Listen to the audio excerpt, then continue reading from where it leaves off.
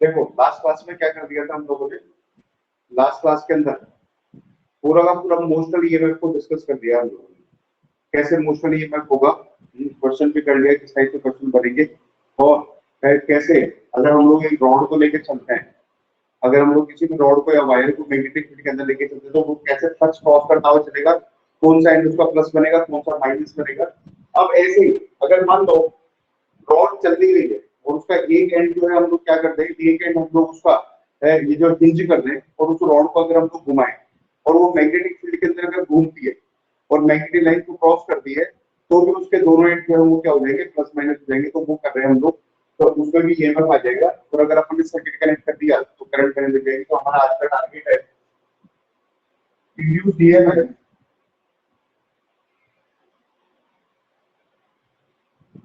Induced EMF in A rod rotating inside a uniform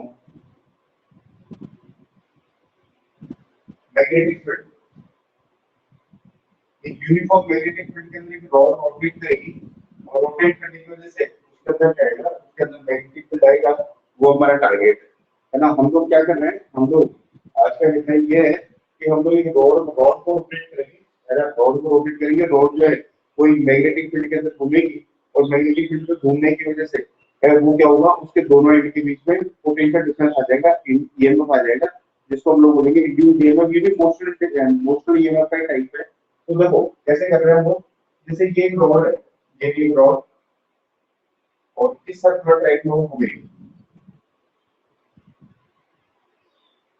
rod. ये नहीं, rod का एक एंड जो है वो सेंटर पे है, ये भी रॉड और दूसरी रॉड है,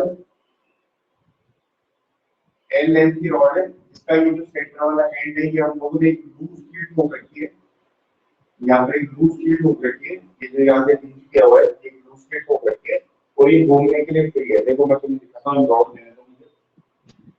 जैसे ये एक रॉड है ना, ये रॉड है, ये लोहे की, ये सही ग्रेड भी मिल गई है अपने को।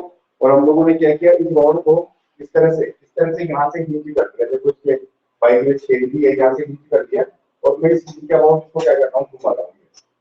देखो घूमने के लिए फ्री है ना। अगर मैं इसको यहाँ से बाहर, ठीक है ना, यहाँ से बाहर की तरह तो क्या करेगा, घूम जाएगी, इस तरह से घूम जाएगी। तो ये जो है इस रॉड को अपन ये यहाँ से लूज शीट हो करके मैं, देखो ये मैंने मार्कर लगा रखा है, लूज शीट हो करके इसके आप चारों तरफ क्या कर सकती है, घूम सकती है, ऐसे घूम सकती है ना, इस तरह से घूम रही है। तो ये काम कर रहे हैं हम लोग। और ये रॉड की जो है ये लोहे की है, तो इस तरह से घुमा रहे हैं हम लोग। तो ये रॉड को यहाँ से नीचे किया हुआ है, रॉड का नाम हम रख देते हैं, हम रॉड का नाम सपोज पीक्यू रख देते हैं, रॉड का नाम पीक्यू रख देते हैं। तो पीक्यू तो बन जाएगा, पी तो बन जाएगा सेंटर और ये जो क्यू पॉइंट है ये इसका सर्कम्फ्रेंस वाला पॉइंट बन जाएगा। तो रॉड की लेंथ जो है हम लोग क्या मान लेते हैं, रॉड की लेंथ हम लोग एल मान लेते हैं। यहाँ से देखिए यहाँ से रॉड की लेंथ जो है वो है ना। और ये जो है इस ट्रैक में घूमेगी और मान लेते हैं घूमने का जो एंगुलर वेलोसिटी है वो ओमेगा है, ओमेगा से घूमेगी। और यहाँ पर मैग्नेटिक फील्ड लगा हुआ है और यहाँ पर मैग्नेटिक फील्ड लगा हुआ है, सपोज करो क्रॉस मैग्नेटिक फील्ड लगा हुआ है। और क्रॉस मैग्नेटिक फील्ड कैसा लगा हुआ है, यूनिफॉर्म, यूनिफॉर्म मैग्नेटिक फील्ड लगा हुआ है। मतलब चारों तरफ इसके यूनिफॉर्म मैग्नेटिक फील्ड लगा हुआ है। थोड़ा थोड़ा दिखा देता हूं मैं, इस तरह से यूनिफॉर्म मैग्नेटिक फील्ड लगा हुआ है इस पूरे रीजन के अंदर, यूनिफॉर्म मैग्नेटिक फील्ड लगा हुआ है।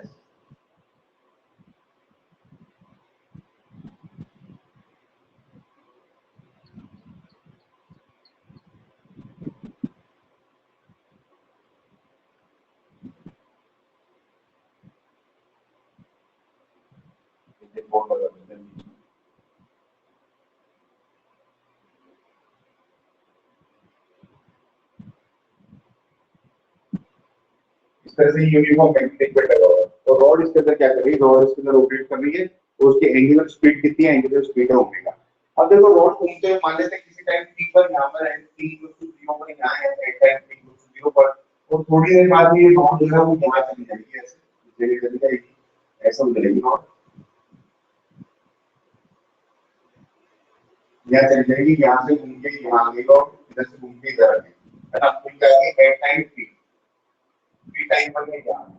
अब हुआ क्या कि अपन इसके अंदर एक छोटा सा वो लेते हैं, छोटा सा एलिमेंट देता है, तो मान लेते हैं यहाँ पर हमने एक छोटा सा एलिमेंट दिया dx, एक छोटा सा एलिमेंट दिया हम लोगों ने, इस एलिमेंट का नाम रखा हमने dx, तो ये dx एलिमेंट कितना डिस्टेंस पर है, मान लेते हैं ये x डिस्टेंस पर है, इस सेंटर पी से ये एट डिस्टेंस x पर है, यहाँ से x डिस्टेंस पर हमने एक छोटा सा एलिमेंट दिया dx, तो ये जो dx है ये इस वाले ट्रैक पे घूमेगा, ये वाले ट्रैक में ऐसे घूमेगा, ये जो dx एलिमेंट है ये ऐसे घूमेगा इस वाले ट्रैक में,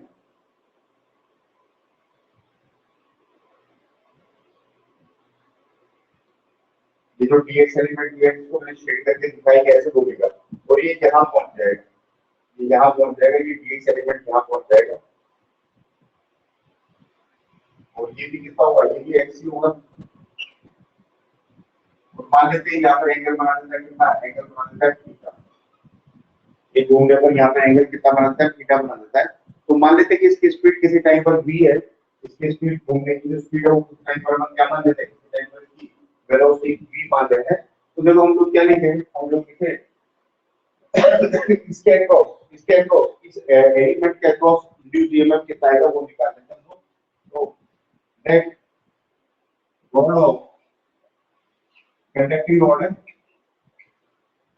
late conducting rod of length L length की रॉड है, rotating inside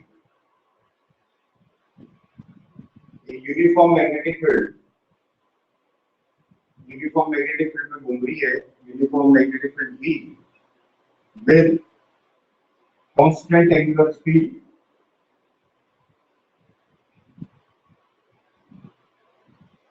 constant angular speed omega, omega से घूम रही है, and velocity of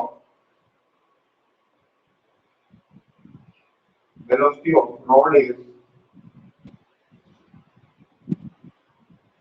v, rod की वेलोसिटी या ओमेगा ही रहती है, वेलोसिटी की बात मत करो, वेलोसिटी को पढ़ लेते। अच्छा हम लोग क्या कर रहे हैं, अब हम लोग इस एलिमेंट को ले रहे हैं, इस एलिमेंट को हम लोगों ने एलिमेंट दिया dx प्लस का, तो that element of dx length, तो ये एलिमेंट का लिया हम लोगों ने, एलिमेंट लिया हम लोगों ने सेंटर से x डिस्टेंस पर, तो element of dx length rotating with velocity,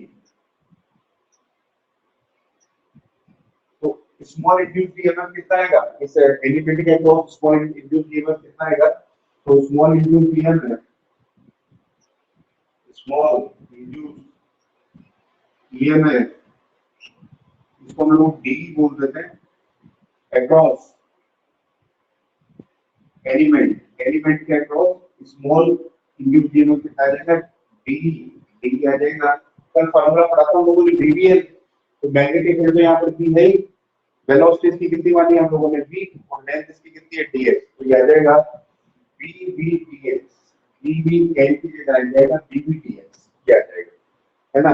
अब v की वैल्यू क्या रखें, क्योंकि ये एलिमेंट भी ओमेगा से घूमेगा, अब v इक्वल टू होता है r omega, v equal to क्या होता है r ओमेगा, तो इस v को क्या लिखेंगे हम लोग, घूमेगा तो ये भी ओमेगा से, लेकिन इसका रेडियस कितना है x, तो इसको हम लोग कर देते हैं तो v equal to x omega, v को लिख देते हैं अपन x ओमेगा, क्योंकि v equal to r omega होता है, ध्यान करो ओमेगा में वेलोसिटी वेलोसिटी क्या होता है, v equal to r omega, लेकिन यहाँ पे लिखेंगे हम लोग v equal to x omega, क्योंकि ये x रेडियस में घूमेगा, तो याद रखिए तो ये d कितना हो जाएगा, d हो जाएगा v की जगह x ओमेगा लिखना हो तो यह जाएगा v ओमेगा x dx, ये आ जाएगा।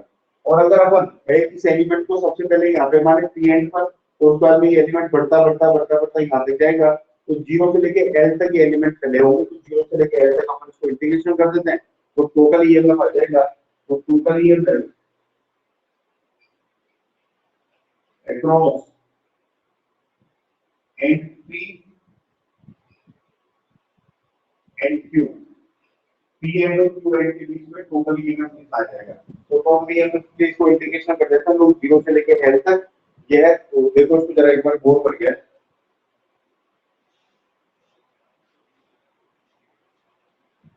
हम लोग इसको इंटीग्रेशन कर देंगे तो टोटल ईएमएफ आ जाएगा, अगर हम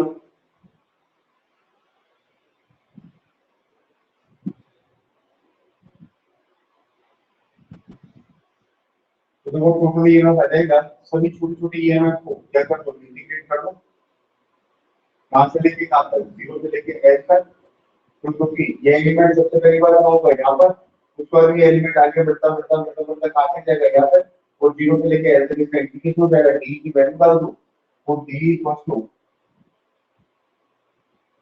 डी की वैल्यू क्या है, ये b omega x dx, b omega x dx, और अब यार तो दिया जाएगा t equals to 0 to l, और ये देगा b omega x dx, b omega को दिया बाहर, और इंटीग्रेशन किया हम लोगों ने एक्स डीएक्स का 0 से लेके एल तक। एक्स डीएक्स का इंटीग्रेशन क्या आएगा, एक्स स्क्वायर अपॉन 2, ये ईएमएफ इंड्यूस आ जाएगा, बी ओमेगा बाहर चल रहा है, इसका इंटीग्रेशन आएगा एक्स स्क्वायर अपॉन 2, लिमिट चली जाएगी 0 से लेके एल तक, लिमिट चली जाएगी 0 से लेके एल, इस हाफ को ले लो बाहर, ये e इक्वल हो जाएगा हाफ बाहर आ गया, ये बी ओमेगा, और ये अंदर एक्स स्क्वायर, और ये आ जाएगा 0 से लेके एल, तो e इक्वल टू ये आ गया हाफ बी ओमेगा, लिमिट डालने इसके अंदर, तो एक बार upper limit L square minus 0 का स्क्वायर, और ये आ जाएगा e equal to half B omega L square. तो ये फार्मूला है याद रखना, इतना यूनिट ईएमएफ कहता होता है half B omega L square. अगर कोई भी एल लेंथ की रॉड, अगर कोई भी एल लेंथ की रॉड ओमेगा एंगुलर स्पीड से बी मैग्नेटिक फील्ड के अंदर रोटेट करती है, बी मैग्नेटिक फील्ड में रोटेट करती है, तो उसका ईएमएफ इंड्यूस कितना आता है, half B omega L square. अब सवाल ये उठता है कि कौन साइड प्लस बनेगा, कौन साइड माइनस बनेगा, कौन साइड प्लस बनेगा, कौन साइड माइनस बनेगा, तो वो इलेक्ट्रॉन की शिफ्टिंग में देख लो, जिधर इलेक्ट्रॉन लग जाएगा, जिधर इलेक्ट्रॉन पे फोर्स लग जाएगा, वो ना जिधर इलेक्ट्रॉन चला जाएगा वो एंड को मिल जाएगा नेगेटिव, और जिधर इलेक्ट्रॉन जिधर से इलेक्ट्रॉन आ जाएगा वो एंड मिल जाएगा पॉजिटिव। तो यहाँ पे एक इलेक्ट्रॉन का इमेजिनेशन करो आप, यहाँ पर एक इलेक्ट्रॉन के बारे में सोचो, मान लेते हैं कि यहाँ पर एक इलेक्ट्रॉन है, ये रहा एक इलेक्ट्रॉन, इस इलेक्ट्रॉन जो की तरफ आ गया, ये मान लेते हैं कि यहाँ पर एक इलेक्ट्रॉन है ना। अब अगर ये इलेक्ट्रॉन है तो इलेक्ट्रॉन किधर जा रहा है, ऐसे, क्योंकि रोड ऐसे घूम रही है ना, रोड कैसे घूम रही है ऐसे, तो ये इलेक्ट्रॉन जा रहा है इस साइड के अंदर। अब इलेक्ट्रॉन अगर इस साइड के अंदर जा रहा है तो जो करंट कैसे बहेगी नीचे, अब इस इलेक्ट्रॉन को फोर्स देख लेते हैं पर कैसे, ये ऐसे लग गया फोर्स,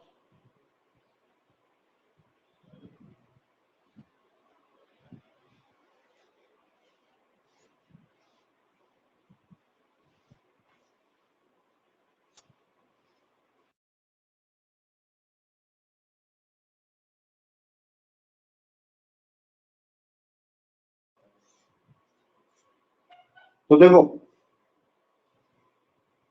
ये जो है किसी इलेक्ट्रॉन को देख लेते हैं हम लोग, ये जो इलेक्ट्रॉन है, ये इलेक्ट्रॉन, ये इलेक्ट्रॉन क्योंकि रोड है तो इलेक्ट्रॉन का एकदम से इंस्टेंटेनियस वेलोसिटी इधर है, अगर इलेक्ट्रॉन इधर जा रहा है तो करंट नीचे बहेगी, तो करंट तो नहीं नीचे मैग्नेटिक सेंटर की तरफ है, तो ये इलेक्ट्रॉन इधर भाग जाएगा, इसके ऊपर क्यू भी साइन थीटा इस साइड में लग जाएगा, तो किसी इलेक्ट्रॉन पर फोर्स ऐसे लग गया, तो फोर्स ऐसे लगे तो ये एंड को बनेगा माइनस, और ये एंड कैसे लगेगा, ये एंड बनेगा प्लस, है ना।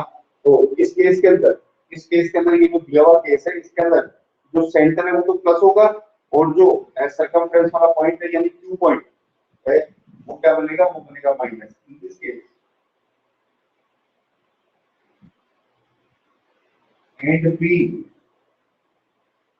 बिकम पॉजिटिव एंड क्यू, ये क्या बनेगा, ये बनेगा नेगेटिव। तो ये वाला पी एंड जो है तो पॉजिटिव बनेगा, क्यू एंड क्या बनेगा, क्यू एंड नेगेटिव बनेगा, तो ये तो चला जाएगा हायर पोटेंशियल पे, होना चाहिए है क्या बोल रही हो सर, क्यू तो पॉजिटिव होना चाहिए ना। क्यों, कैसे पॉजिटिव होगा बेटा, इलेक्ट्रॉन अगर उधर भाग गया, इलेक्ट्रॉन पे फोर्स उधर लग गया, तो जिधर इलेक्ट्रॉन चला जाता है तो इलेक्ट्रॉन तो नेगेटिव होता है ना, तो वो नेगेटिव बनेगा, और जिधर से इलेक्ट्रॉन आ गया उधर इलेक्ट्रॉनों की कमी हो गई, और जिधर इलेक्ट्रॉन की कमी हो जाती है वो एंड प्लस बन जाता है।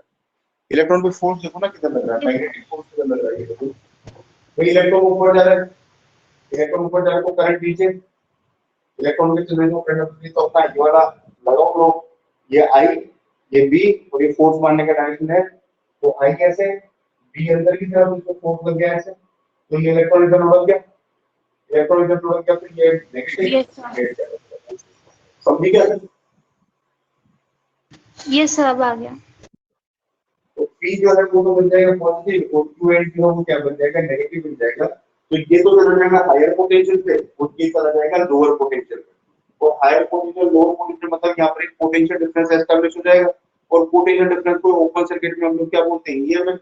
तो यहाँ पर एक ईएमएफ एस्टैब्लिश हो जाएगा और वो ईएमएफ हम लोग निकाल रहे थे और अगर इस रॉड के रेजिस्टेंस का डिवाइड करते हैं हम लोग तो इसके अंदर करंट भी बहने लगेगी। मतलब करंट बहने के लिए जरूरी है कि इसके साथ में सर्किट जुड़ा हो। ये तो मान लो यहाँ पर अगर अपन एक बल्ब जोड़ देते हैं तो ये रॉड घूमती रहेगी बल्ब जलता रहेगा। तो ये जो है एंड विकल्प क्या हो जाएगा नेगेटिव। सो इंड्यूस ईएमएफ या फिर बोले अपन potential difference between P and Q is equals to half V omega N square. तो इंड्यूस करंट क्या हो जाएगी इंड्यूस करंट हो जाएगी R का डिवाइड कर दो अगर इस रॉड का रेजिस्टेंस R है तो देखो उसको एक बार मिटाऊंगा मैं एक बार नजर मार लो।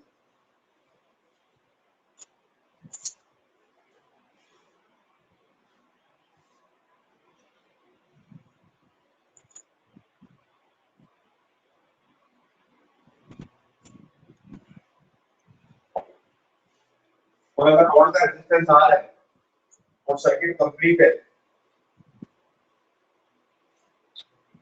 रेजिस्टेंस ऑफ रॉड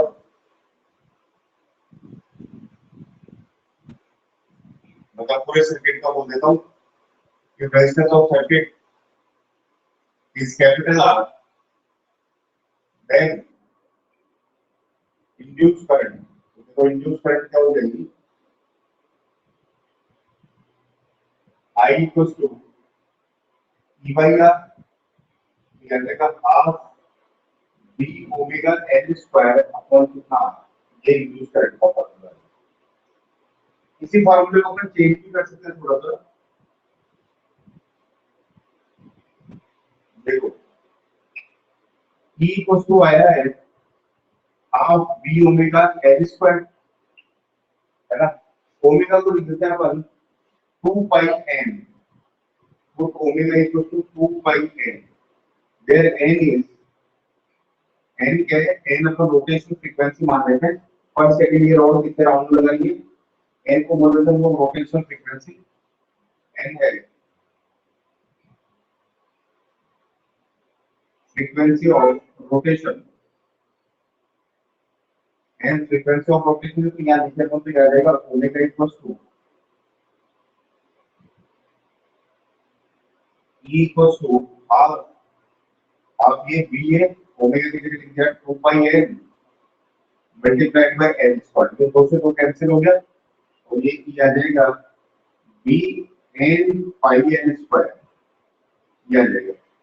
और पाई n स्क्वायर क्या हो जाएगा ये जो पूरा एरिया ये टावर्स कर रहा है ये जो पूरा का पूरा एरिया शेड कर रहा है ना ये क्या हो जाएगा ये हो जाएगा पाई n स्क्वायर जितना ये एरिया स्वीप कर रहा है। तो ये पाई n स्क्वायर क्या है पाई n स्क्वायर है एरिया स्वीप बाय रॉड कितने एरिया के अंदर घूम रही है ना कितना एरिया स्वीप कर रही है कितने एरिया में झाड़ू मार रही है स्वीप का मतलब झाड़ू मारना। तो ये जो है ई को तो कितना हो जाएगा ई को तो जाएगा एरिया को ए बोल देते हैं हम लोग तो हो जाएगा ई को तो बी एंड ए यानी या हम पैसे देते हैं ई को तो बेन बी एंड बेन ऐसे याद रखो उसको तो बेन से याद रहेगा बी ए है। तो ये भी हो सकता है फॉर्मूला कई बार ये दे देते हैं तो रॉड की फ्रीक्वेंसी दे दें या रोटेशनल फ्रीक्वेंसी उसकी ये है और इतने एरिया के अंदर वो स्वीप कर रही है इतने एरिया के अंदर राउंड मार रही है। तो फिर आपको मैग्नेटिक फील्ड कितने एरिया में वो घूम रही है और उसकी फ्रीक्वेंसी इससे निकाल लेना होता है बी एंड। समझ गए? देखो उसको एक बार यस क्लियर है सारा। ऐसे ही छोटा सा डेरिवेशन और देखो हम लोग ऐसे ही उसका भी निकाल सकते हैं डिस्क का। अगर एक डिस्क घूमे यही फॉर्मूला नहीं देगा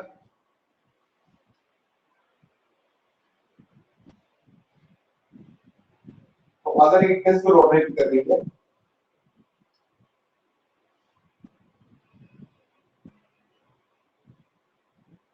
इंडियन ईएमएफ है between center and circumference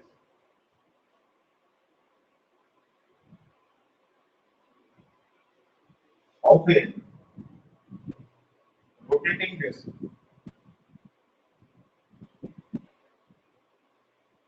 Rotating disk inside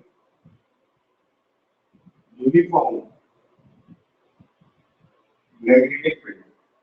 एक यूनिफॉर्म मैग्नेटिक फील्ड के अंदर एक डिस्क जो है वो रोटेट कर रही है, यूनिफॉर्म मैग्नेटिक फील्ड के अंदर डिस्क रोटेट कर रही है, तो वो जो डिस्क है वो उसके सेंटर और सर्कमफ्रेंस के बीच में कितना ईएमएफ इंड्यूस होगा वो निकालते हैं। तो देखो ये भी डिस्क, ये भी डिस्क,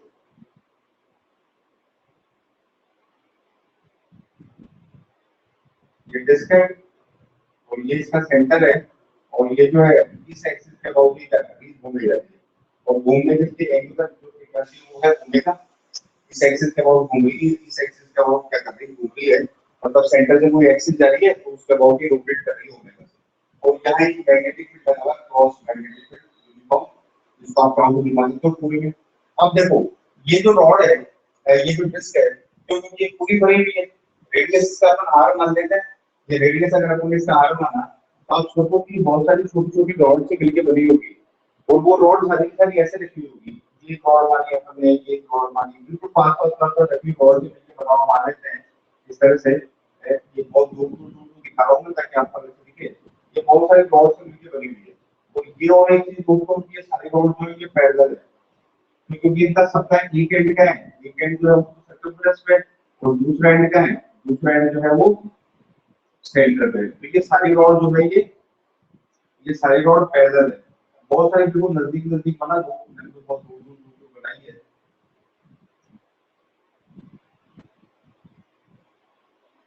तो हम लोग इसको बहुत सारे रॉड से मिलकर बना मान सकते हैं, और इसलिए ये है rotational axis.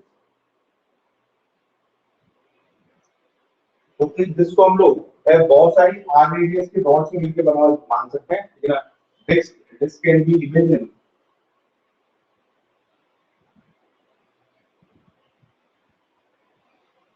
by made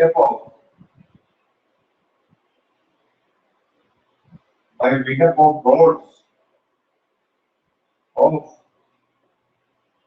length r from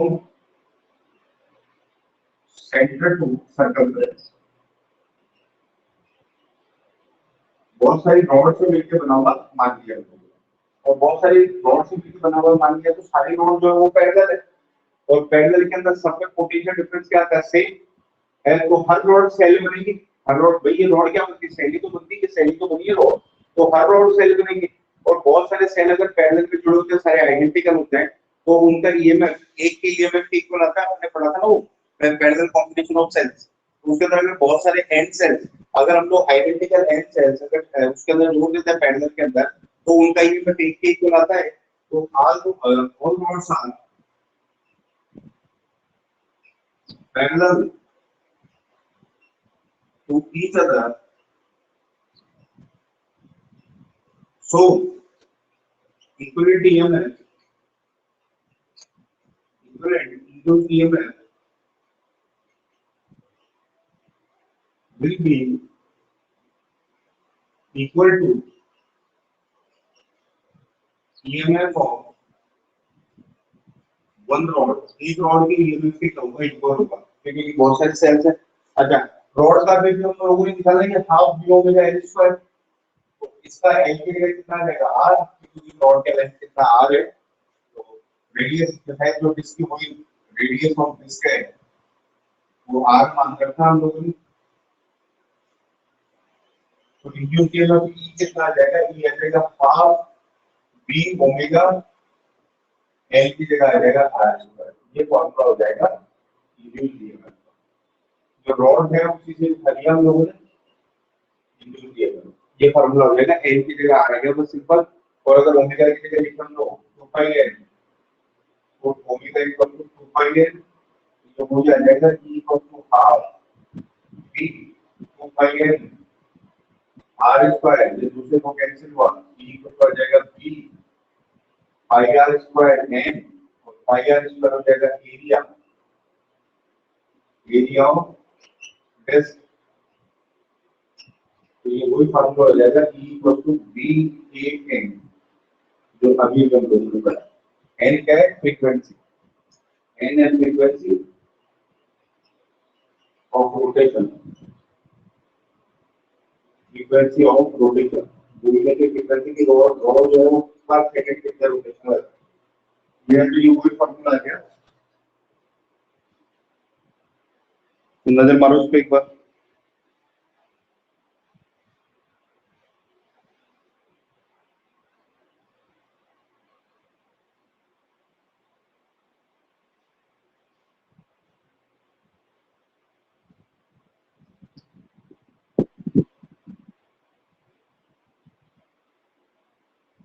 हो गया बच्चों?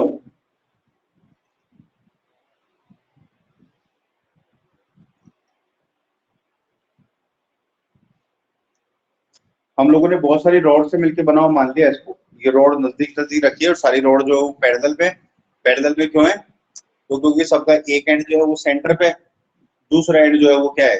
दूसरा एंड सर्कमफ्रेंस पे। और हर रॉड सेल बनेगी, तो एक तरह से ये बहुत सारे सेल्स हो गए जो कि पैरेलल में कनेक्ट है।